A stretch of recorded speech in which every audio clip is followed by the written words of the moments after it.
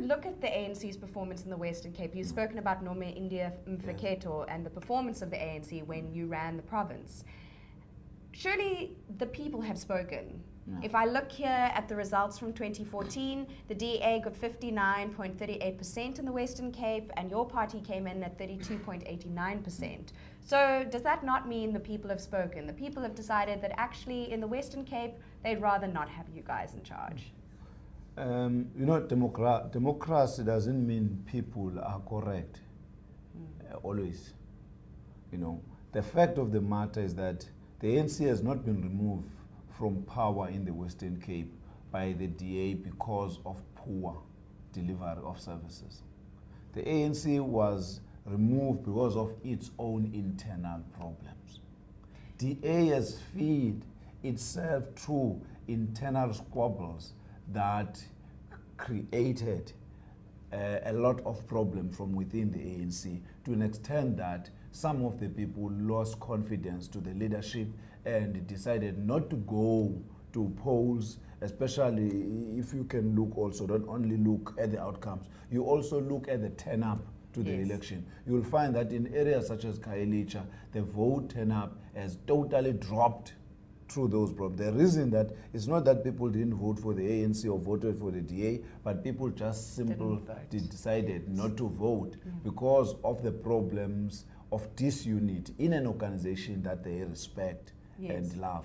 So you're talking about an apathy amongst areas that you believe would support the ANC and just didn't go to the polls in 2014. You've come in, you've taken over from Marius Fransman.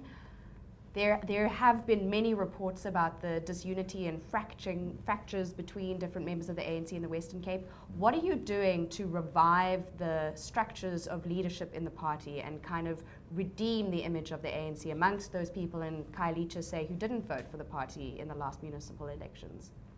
Yes, we are doing quite a lot of work now, and unfortunately, we are doing that type of work within a very short space of time.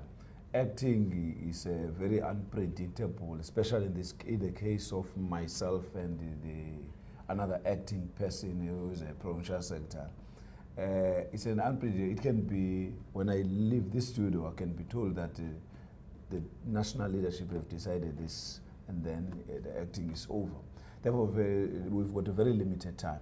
But all what we are trying to do at this stage is to try to administer or manage the election processes, which include the appointment or the nomination of candidates. And that's where we always found one thing very simple, was we are not doing the way the DA does, unfortunately. We are really democratic, we don't appoint. We allow our structures to elect. It is that process of election that creating problems. Because in that, people abuse democracy and do things that are not necessarily assisting us to build unity. They just push democracy at all costs at times. What do you mean? Are you talking about buying votes or yes, intimidating people? Or? For example, at times we were a situation where a BGM took place, but that BGM, the list of members has been manipulated, in the sense that there are people who are supposed to be on that list who are not there. Now, immediately we have those outcomes. The people who are not in favor of that particular candidates, who are members of the ANC, but who know themselves are leaders of the ANC, and they are known by the committee as leaders of the ANC, they will go out and mobilize committee against that particular. Those are the issues that we have to manage as an ANC.